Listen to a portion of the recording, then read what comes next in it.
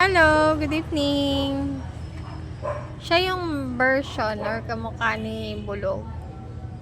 Kasing laki, kaso nga lang payat to. As in, pareha sila ng kulay ng mata, ng itsura, pati yung pattern. Sabi ng mga taga rito, kapatid daw niya to eh. Dalawa silang itinapon dito sa area na to. Pero si Bulog kasi, kung saan saan niya pumupunta, like nito, dito lang talaga siya, hindi siya maalis. Every night, pinupuntahan ko siya dito para bigyan ng pagkain. So, ayan siya.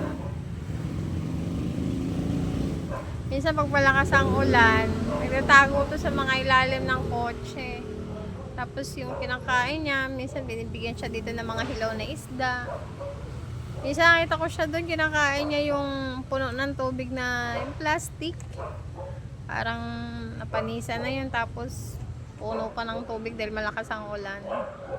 So simula nun, hinahatiran ko siya dito. Basta nandito ako, binibigyan ko siya ng pagkain dyan kada gabi.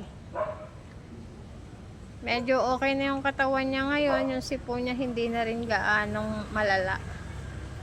Tapos yung ubo niya, yun lang eh. Medyo yung ubo niya meron pa din. Ayan na siya. Kamukhang kamukha niya si Bulog. Lapit na siya sa akin.